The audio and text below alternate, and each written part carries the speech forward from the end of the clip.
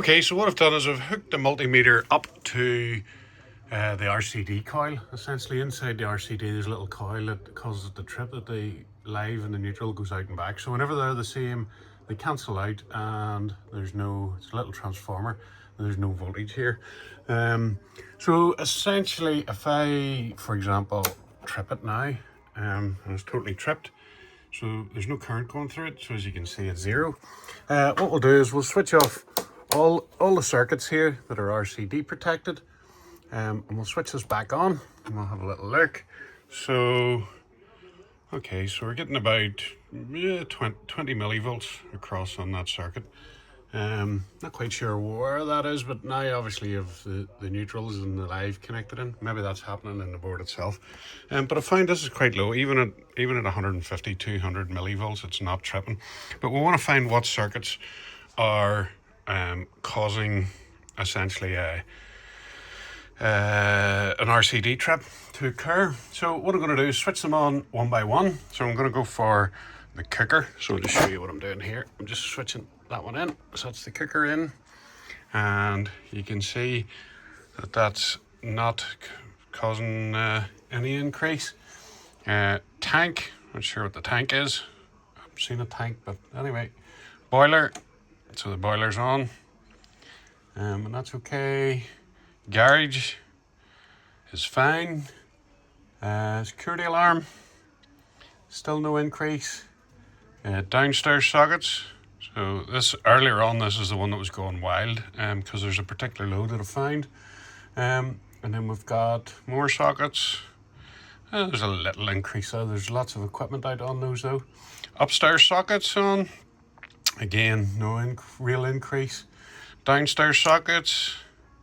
Yeah, there's a little bit there, to be expected. You've got TV and all the router stuff, and kitchen sockets where you have kettle and all that sort of thing.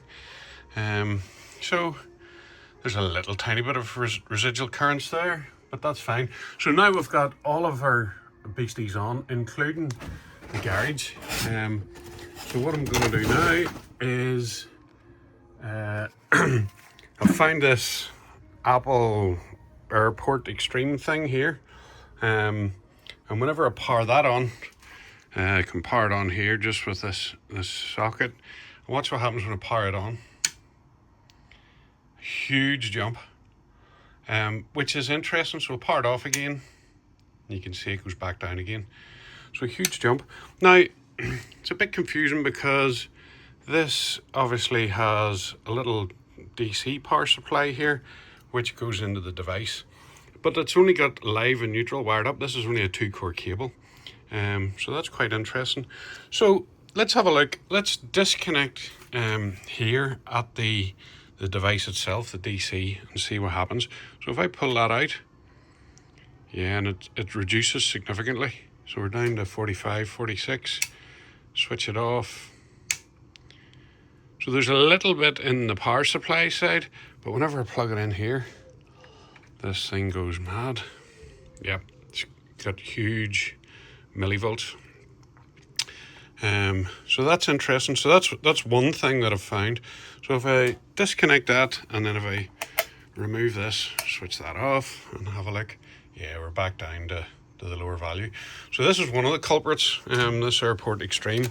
So I think that'll probably be going in the bin. I did check just the cable on its own, so just in case there's something in here that's, you know, connecting to the earth or wet and moisture or something in this plug.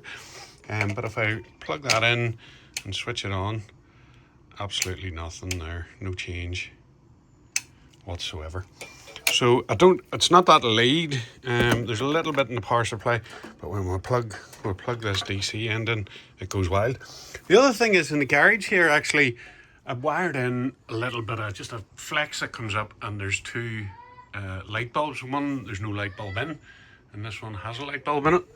And if I plug this in and then switch it on, yeah, that's quite significant. So that's almost doubling what's going on there. I wonder if I just take that bulb out. So anyway, I'll investigate that later. But for now, we'll leave that out until we investigate it. So that's great. So we've got the RCD working again, and we've minimised the leakage current that's going out, traced down to this router. So I think that'll be going in the bin.